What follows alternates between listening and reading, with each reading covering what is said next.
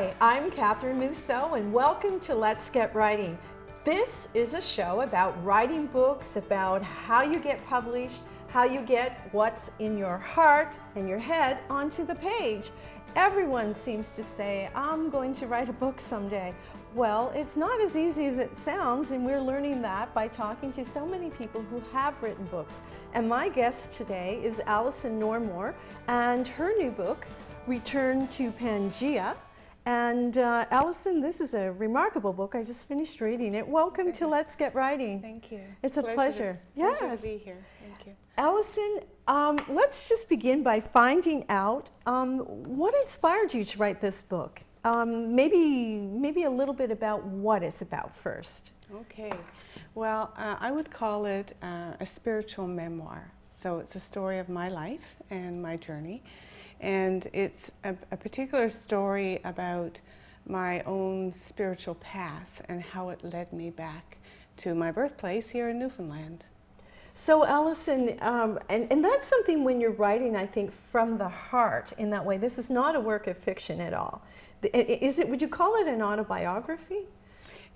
Yes. In ways, yes, it's more than that, though. Like, you've touched upon the spirituality, so it is more than an autobiography. Yeah. Where did you start with that? Where did the idea come from?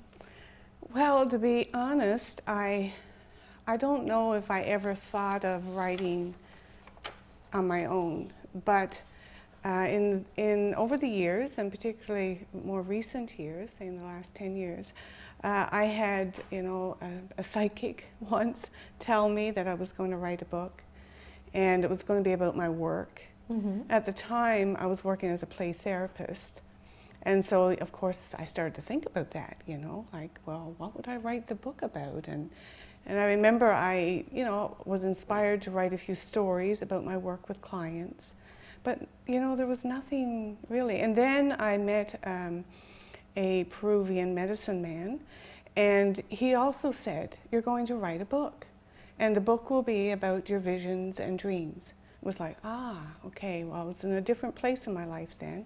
I'd begun training in Peruvian shamanism. Mm-hmm. And so then that sort of made sense because I'd always been a dreamer, and I, I'd meditated and I would have visions.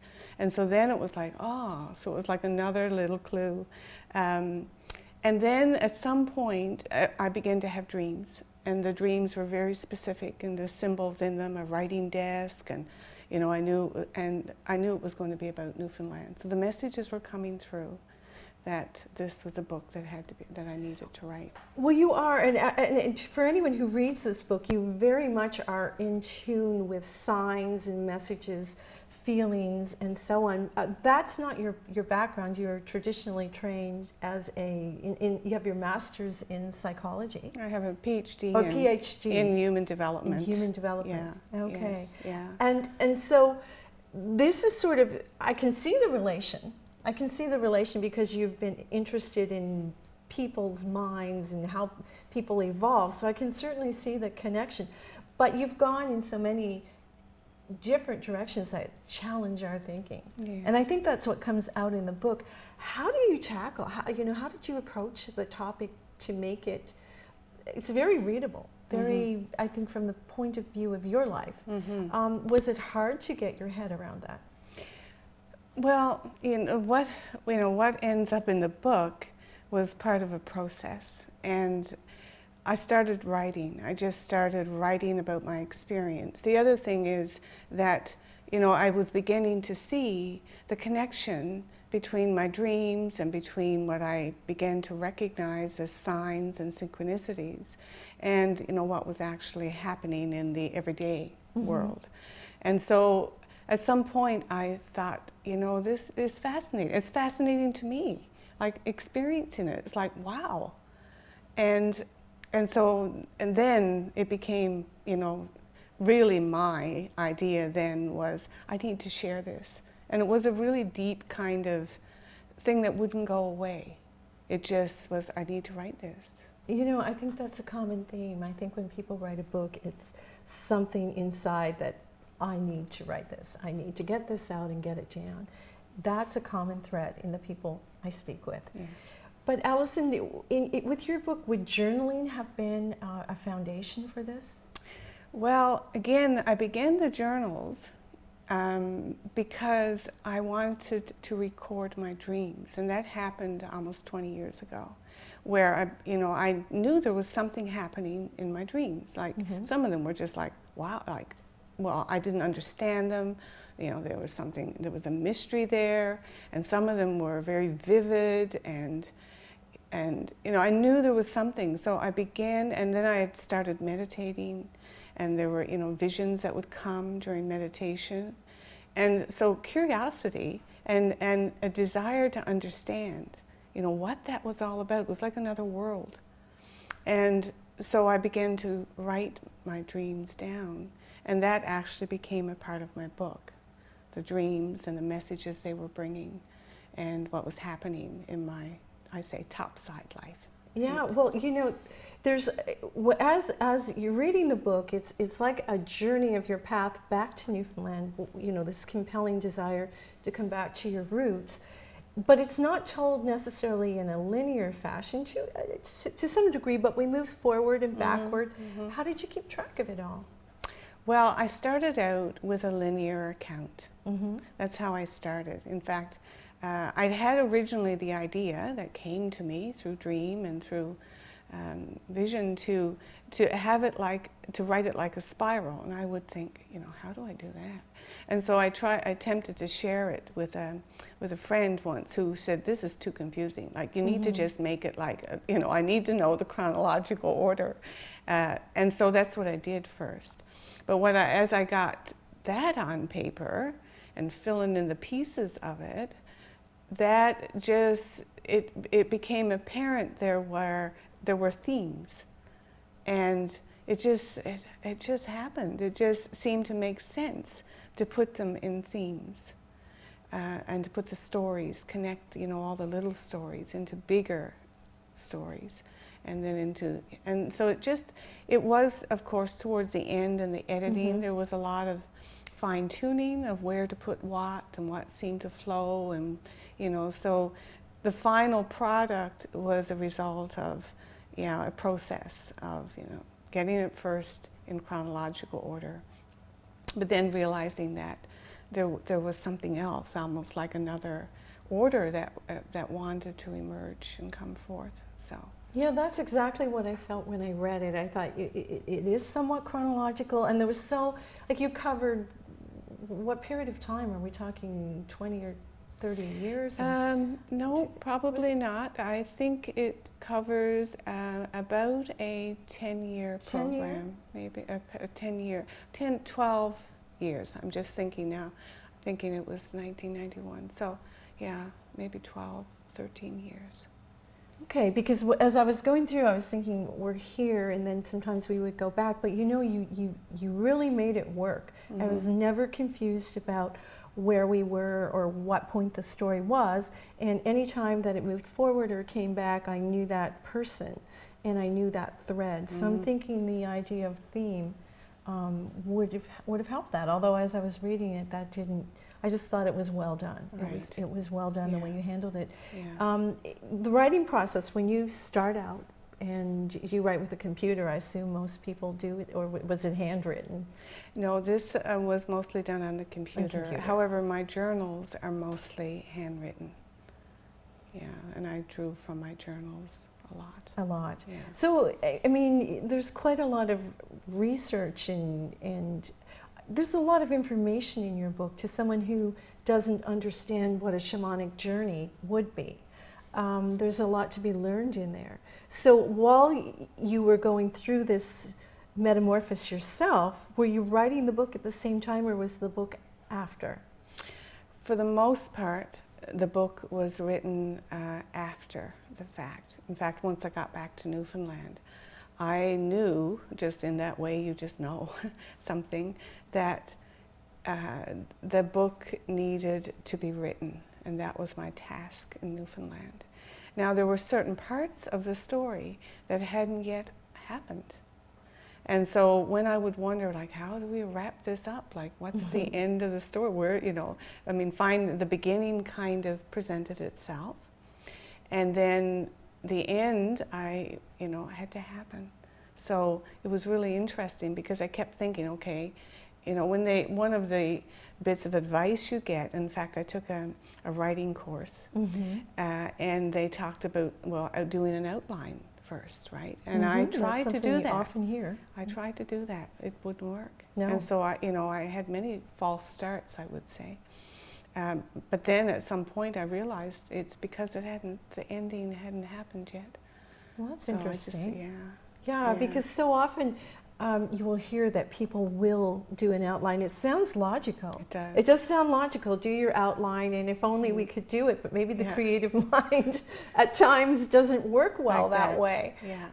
I've experimented with that myself, and then you try to fill in the blanks, but then all of a sudden something else comes up, and that has to fit in. Yeah. Well, maybe it depends on the genre. Like if you're writing an informational book, then that would make sense on a particular topic or whatever. But if you're writing, as in this case, about life as it's being lived, then maybe that's not so amenable to logic and order and structure. And maybe not. Yeah. Alison, how long did it take you from start to finish?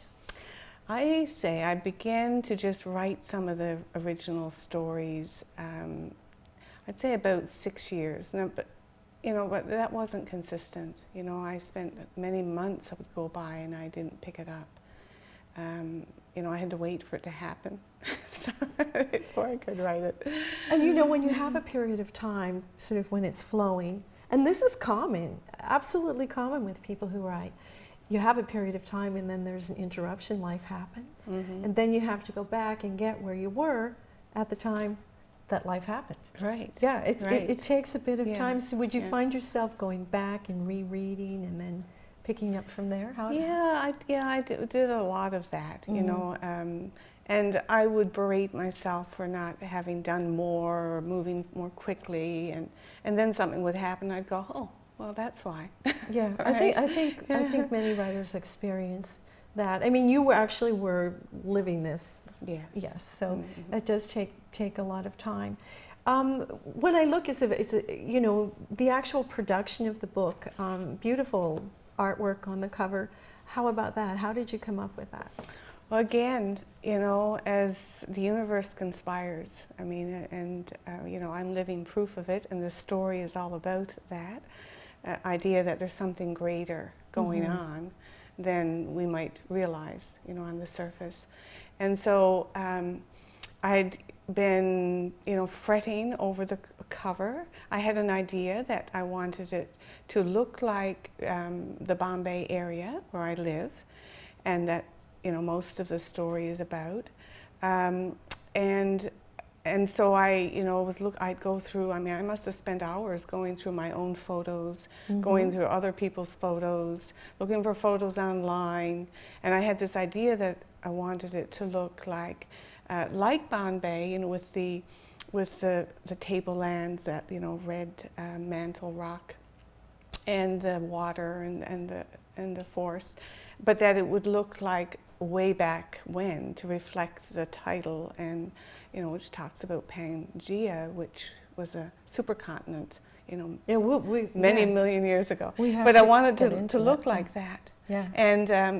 And so I found a book cover designer, which is what they recommend you do, and paid quite a bit of money for him to design my cover, and then only to find that in the week before I had to send him the photos, I connected with a local artist, and she had her art. We were at a craft fair, and she had some of her pieces there, and I went, oh my gosh, that's exactly what I want the cover to look like. So I just commissioned her to do the photo. Serendipity. Funny how these things come to you. By the next week, she had done the painting for me, and it was perfect. It was just what I wanted. The colors and so on. It does draw you in. It's absolutely beautiful. And you mentioned Pangaea. Yes. The title. How did you come to the title? Yeah. Oh, and I would like to say her name is Barbara Bellows, and she's a local artist in Bombay area. Yeah, Barbara Bellows. Well, Barbara, you've done a beautiful job, a beautiful painting. Yeah. Absolutely beautiful. Yeah. Yeah, so the title, Return to Pangaea, as I said, Pangaea was an ancient supercontinent before the continents split apart and created, North, South America, Europe, Africa, what we have now. And where I live, which is in Grossmoor National Park, the geology there proves the theory of plate tectonics, which is that continents move and shift and collide, and they open up and oceans form and then they close again. So, and it received its World UNESCO status because of that, because the geology there proves that story. And so when I was writing the book again, it was almost at the last moment when I was struggling over what am I going to, talking to my editor about and friends about possible titles, that of course it came in the shower. Many great ideas. Many good ideas come. And I knew right away, like it just dropped in, and it was like, oh, there's my title. And because it reflects for me, the whole idea of returning, which was, what happened with me. I went to Ontario to graduate school with no intention of ever coming back. And of course, that's what happened, the story I tell. And Pangaea, so that idea of separation and reunification that the Earth has gone through, and that, all the land masses, the geology, the rocks on the Earth have gone through, just spoke to me of this bigger reunion that I've experienced in my own life, and returning to my spiritual self and the idea of my life as a spiritual journey, and which I also observe in the greater, in the collective, on the planet, which is a return to spiritual beliefs and understandings, and this idea of unity, that we are all connected, which of course is indigenous wisdom, and all this great spiritual traditions talk about our spiritual connectedness, right, to all life.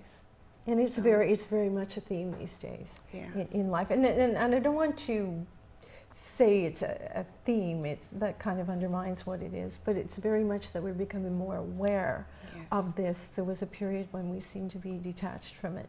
But in general, there seems to be a movement throughout the world, which I think your book comes at a great time.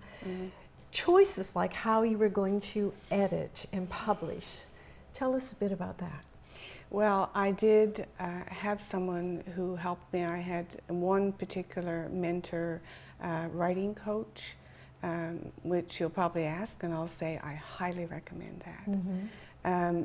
She was a perfect person. And again, I met her in Ontario, just synchronicity, in a workshop that, I never met her before, and we connected. And it was like, oh yeah, and I said, I'm starting to write this book, but then there was a big long pause, before I actually did contact her and ask her to help me. And that was, invaluable, because she helped me get organized, and she kept me moving forward then. There was a period when I just was writing, but at some point I knew I needed help now to get this, into a form and a format, and that was really wonderful. And so I actually hired, I had a couple of editors, another one at the very end, more for polishing and proofing and things like that. Yeah. And I suspect you have a pretty good eye for proofing and polishing yourself.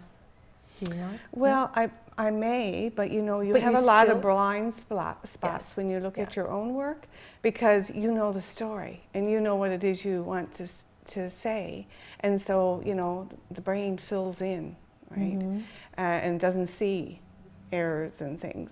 So it's essential, I believe, that you have objective eyes to look at it, and the more the better, perhaps. Yeah.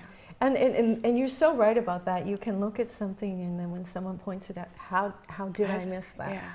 It's something that, and probably something very common. Yeah. It could be a comment, it could be a word, and you can't believe that you missed it, but it does happen because we've written it, we're engaged with it, and the mind is an interesting place. It is.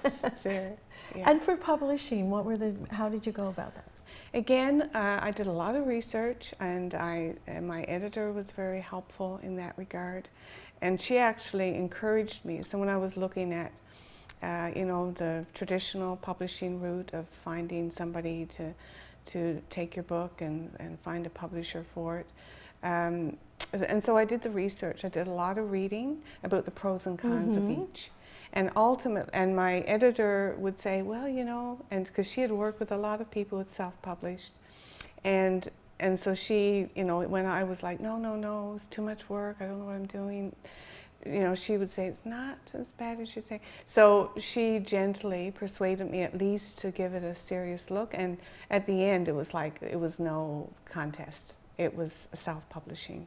In terms of control over your book, in terms of royalties that you get, in terms of these are all the pros now, that it's not like it used to be that you had to invest a lot of money and buy a whole lot of books and do, now there are print-on-demand publishing platforms. So that, and that's what I ended up using, the one, it's called createspace.com. And it's affiliated with or connected with Amazon. And then you get all the worldwide distribution, all the Amazon outlets online and all over the world. Absolutely. And many people do say that it's control over your book. And also timing is a factor. Yes. If you are dealing with a traditional publisher, there's such a time frame from the book to actually having it on the bookshelf, and they're booked up pretty well. Yes. So could take a very long time. It can take a long time. So many people do choose, like you, to take it into their own hands. How about pricing? How did you come up with a price? And actually, it's fascinating. We're coming to the end of our time, but if you could quickly just comment on that. And the pricing. Well, again, research. I just looked at other people who had written similar books and what they were selling for. And I just went with that. And people can get your book on Amazon. It's also, you have an e-book because through Amazon. Yes, I ordered, this is my copy here and it's well marked up. I was making notes and highlighting, but the e-book was there. I ordered this one in as Amazon. It comes pretty quickly. Yes. And you have a website. Yes, there actually is a website, Return to Pangaea. .com, so you can go there, and again the links are there to order through Amazon, and also on my personal website, AlisonNormore.com. So easy enough to find it. Yes. Alison, can you share the name of your editor? I just thought that, is it something you can share? Or? Well, she's in Vancouver, and her name is Lorraine Gain, Gane, and anybody could send me an email. I'd be happy to provide her contact information. Well, it sounds like there's a lot of information that you can actually provide and share with people. So I really appreciate you taking the time to come in and talk to me about the book. Alison, one thought that was on my mind, and I think I like to ask this when I remember to do it, but if there was anything you could have done differently in the process of writing this book, is there anything? And if so, what would it have been? It's a good question. Perhaps, in retrospect, I could have started working with an editor before I did. I say that, and then I think, maybe it wasn't ready. As I said, maybe the story wasn't complete enough. So it's hard to know what I would do differently. I'd like to say that I would be more consistent in my writing, that I'd be a little more disciplined in terms of staying with it. But I don't think there's too much really. Well, you've touched upon a couple of good points there. Sometimes that person especially with the first book, that person with the experience as an editor to know, and it's almost a form of someone's waiting for something. So we're more inclined, time doesn't just go endlessly forward. There's a little bit of a sense of, okay, I should get this done and send this off. I think that's helpful information. And I know I've felt that myself. Sometimes when you say writing more consistently, I myself would set a time 9 till noon. I mean, think of what you can accomplish. Yes. If you and it could be an hour a day, but an hour a day is better than no hour a day. Yes. So I kind of feel that point. just consistency. Are you someone who writes during the day, at night, when inspiration hits you? When inspiration hits me, I could spend hours, and I can spend the whole day. Mm-hmm. So I think maybe my writing style was more in fits and starts, as they say. And I think in the book you mentioned that when you write, you go back and read what you wrote to move you forward again. Yes. Yeah. Yes, I did. I mean, many rereads, particularly as you get towards the end, and then rereading. I read it several times, cover to cover, out loud. Mm-hmm.